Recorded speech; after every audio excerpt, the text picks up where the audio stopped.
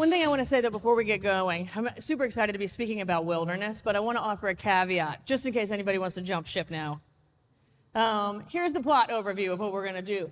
Death, sex, the inevitability of chaos, the surrender to mystery, the rejection of our family and cultural systems in order to align with our true path, the Buddha, Jesus, Anam Cara, Bob Dylan, Patti Smith, and the Wu-Tang Clan. Everybody feel good?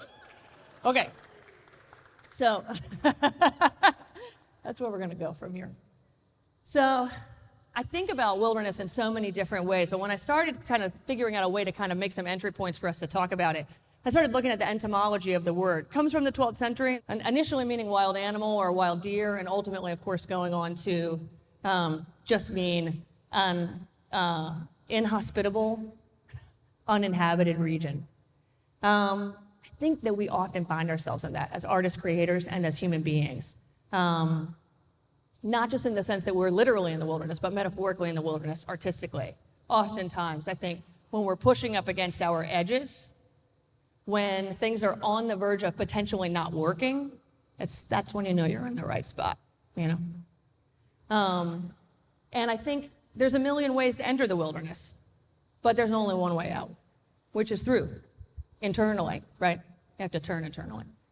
And so I want to offer to you, wherever you may be in the wilderness, either if you've walked out there willingly, you charged ahead, or that you find yourself there unexpectedly, which we often do, that potentially it is an invitation to you, to an initiation of your next iteration of self and into the sacred work that you were put here to do, just as an idea.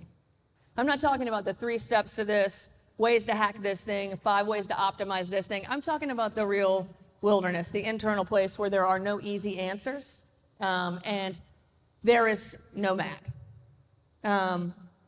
Because I think what happens when there's no map is that we're forced to turn in, right? This is the only place that we can go.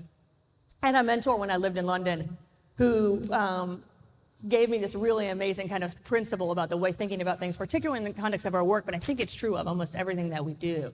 She said that oftentimes there's an awakening, there's the deepening, and then there's the fulfillment. And then we often think that awakening is the fulfillment, right? We get the instinct, oh, we get the idea, we get the thing, when often what's happening is we're actually just at the beginning. It's the thing that bids us to come to the edge. I was listening to this really, really incredible podcast interview where Rick Rubin is interviewing the RZA, and they're talking about sort of the beginning of his life and as a musician. And he tells this incredible story that when he was 14 years old, Dr. Rock, who was in the Force MDs, DJ Dr. Rock, who was in the Force MDs, had a 707. 707 is a drum machine. And at the time, this is like the early 80s, there were no, they couldn't sample anything. Somebody threw a breakbeat, and then it was like the drum machine. That was it. So Dr. Rock gets a 707, and he invites a 14-year-old RZA and his 2 cousins, these 2 dudes who we would, of course, come to know later as ODB and Jizza, to his house to make a demo. And he said they thought they were going to be blast off and be superstars from that point. But it would be 10 years, and a lot would happen in those 10 years before there was a Wu-Tang Clan, before they became what they are, right? They stepped to the edge of the wilderness, right? They got the spark, they got awakened, but it was just the beginning of the road, you know, what it looks like to kind of move into those places. So I have a healer in New Orleans, and a lot of my group of friends, we all go see this lady. She's an incredible human being. She's lived through many, many transformative experiences, and she has this piece of art in her house that says, "Relax, nothing is under control." And I always think about that because I think so much of a part of being in the wilderness internally as an artist, as a creator, or as a human is about leaving behind, right? And in some ways there is an acceptance of death. Sometimes death of family systems, religion, cultural ideologies that are no longer serving us. Unfortunately, sometimes even the death of relationships that people can't journey on with us anymore. And we have to kind of surrender to those things. And there's grief in that when we're in the wilderness. Because when you're in the wilderness, a lot of times you're alone. Very rarely are we out there with other people. You know, it's kind of a function of it. We're very rarely in a spot where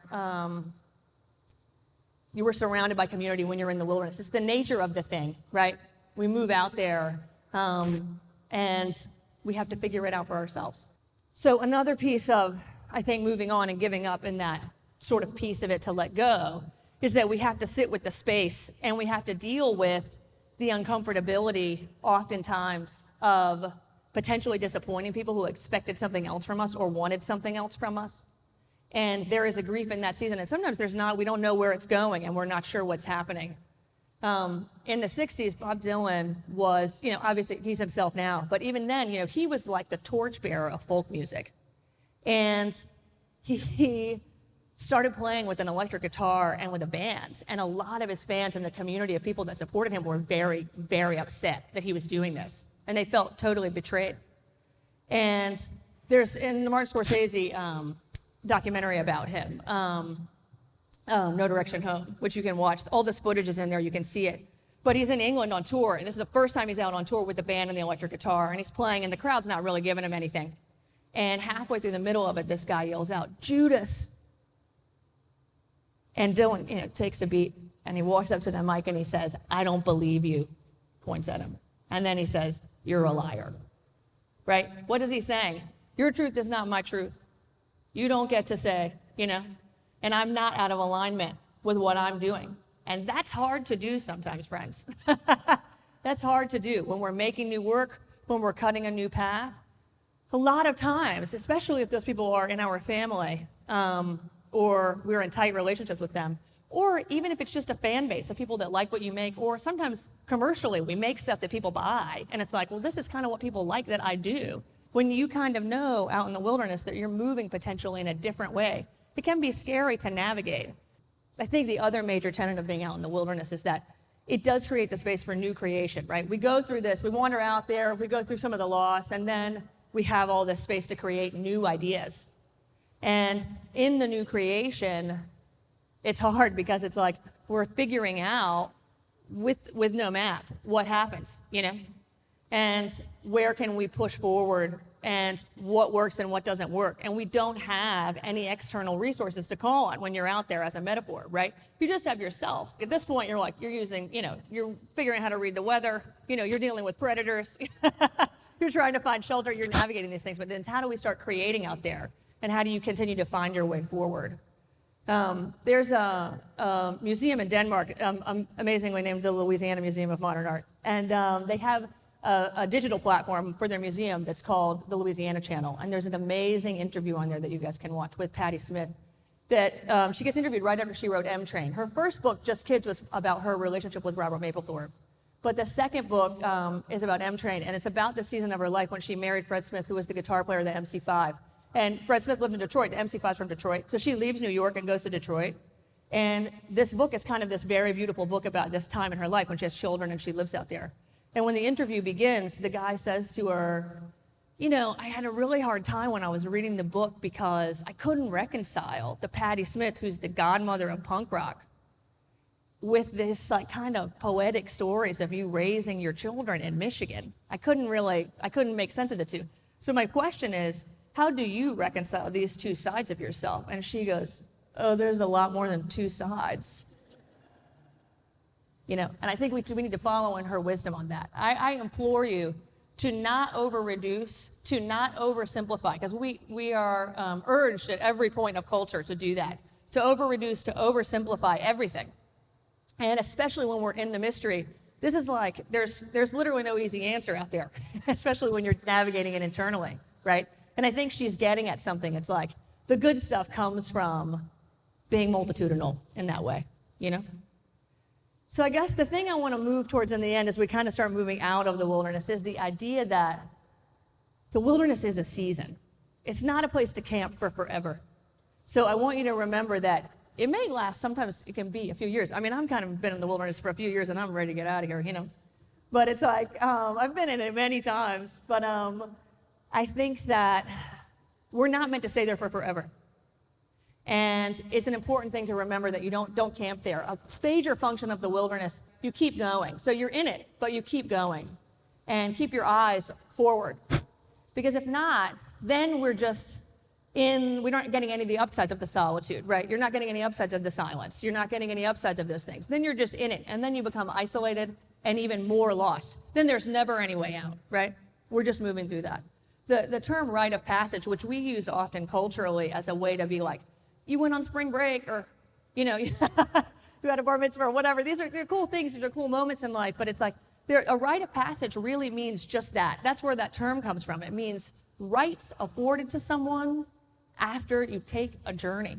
The rights of the journey give you the ability to speak into those things. And as an artist, as a maker, as a human being, even if you do business, it's like in your life, you have the ability to speak into those things by the nature of the fact that you experience it. That's how we get authority on stuff, is by living through it, you know? We don't just get authority just from knowing, right? It has to tick with us in terms of our experience.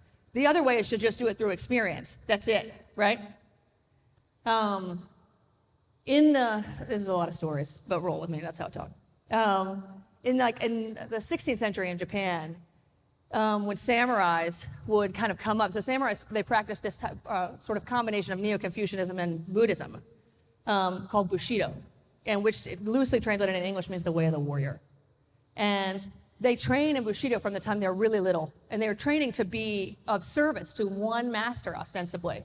And throughout in their early adult life, they get assigned essentially to this one master, and they serve that one master always, almost like a marriage. But sometimes, through death of the master or through discord with the master, samurais would find themselves masterless out in the world, which wasn't really accepted culturally. So they find themselves in the wilderness. And they then become called ronins, which you may have heard that term like culturally. And in Kurosawa's very amazing film, Seven Samurai, all the samurais in that film are ronins, right? They're all out there, and they come together, even though they're all out there in the woods. They've been all out there wandering solo, right? But they don't return. You don't return back before you knew how to be a samurai, even though you've lost the dynamic with the master, right? You don't return. You don't not know what you know. You know, we can stay in stasis and we can expand, but we can't really contract. And so you don't ever really return back to who you were previously. You are this thing now. And as they move forward, and even in that film, you know, they all come together and they save a village, you know, from bandits, you know, and some of them even give their lives to save the village. But I want you to think about that, because I do think that it is important at some point to realize that we are going to be back in community. You are going to take these things. You are going to take all your rites of passage, all your insight from this stuff from the wilderness. Doesn't mean you're not going to come back in. You know, we're all probably going to be in and out of it throughout our lives. But it does mean that you take it and you throw it into your work and you move it in that way. You trust it in that sense. I want to say it's like, I guess it's Gaelic. It's in the ancient Celtic tradition. There's a term called anam cara, which means, anam meaning soul, cara meaning friend. And I think we need to find our anam caras. John O'Donohue, the Irish poet, has a book of the same title. And he says, the soul needs love as urgently as the body needs air. And I think at the end of the day, when we're on our way out of the wilderness, the most important thing also is to remember that, like, we do have to connect. And even if it's the connection to our work, whatever we're talking about, that ultimately is the most important thing. Thank you.